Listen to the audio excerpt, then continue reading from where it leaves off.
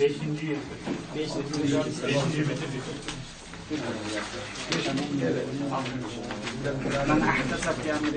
Dinde helal olan ve haram olan, yapılması, işlenmesi helal olan veya yasak olan şeyler. Bu da kimden naklediliyor?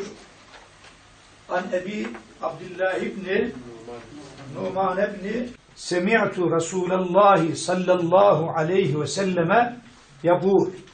Peygamber sallallahu aleyhi ve sellemin şöyle ayetlerde el halalu beyyinun vel haramu beyyinun. Bu rivayette innel halale şüphesiz helal olanlar beyyinun açıktır. Hadis-i şeriflerle yasaklı sabit olan haramlar. Şimdi bunlar sadece yeme içmeyle de ilgili değil. Sonra sünnet-i nebeviyedir. Bir insanın kendi kafasından yasak koyması veya el-senetükümül kezib, dilinize geldiği gibi, dilinizin anlattığı gibi hayan şeyler konusunda bu helaldir, bu haramdır demeyin. Böyle derseniz litefteru alallahil kezib, Allah'a yalan uydurmuş olursunuz. Sünnetidir. Onun için Peygamberimiz buyuruyor ki innel halale beyyinun ve innel harame beyyinun.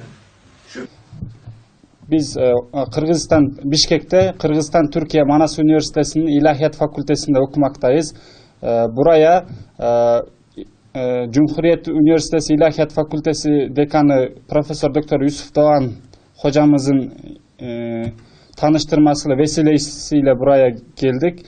Burada ders görmekteyiz. Burada bize daha çok klasik Kur'an-ı Kerim, medrese usulü, klasik medrese usulünde Kur'an-ı Kerim, Arapça, sarf, nahif, tefsir, hadis, fıkıh derslerini görmekteyiz. Fıkıh, sonra akaid derslerini ve de ayrıca ezan okuma kursları da oluyor. Burada öğreniyoruz. Evet, Sivas'a ilk defa geldik. Yani burası gerçekten hem burada hocalarımızla buradaki şeylerle çok iyi, çok iyiyiz.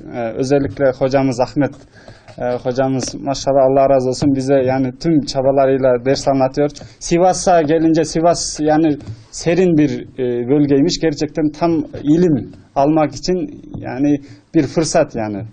Bu yazın mesela dışarı mesela başka bölgeler Kırgızistan olsun çok sıcak oluyor ama burası serin. Tam yani bizim talebelerin istediği, aradığı yer yani. Ve burada şehirde temiz sokaklar, caddeler ve tarihi eserler de var. Büyük alimlerin de hatta burada türbeleri var. Onlara da gittik. Oralarında ziyaret ettik.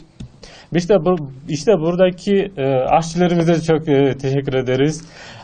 Hüsnü amcamıza, Hayrettin amcamıza işte.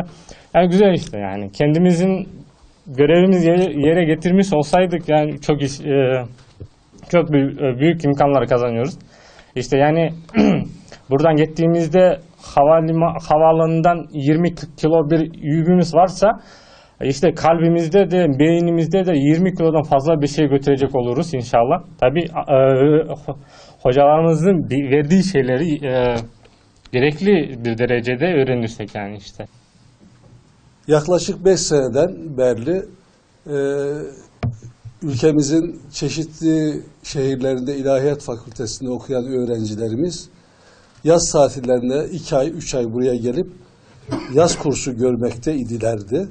Bu sene de yurt dışından Allah nasip etti 12 tane Kırgız öğrenciyi misafir etme şerefine nail olduk.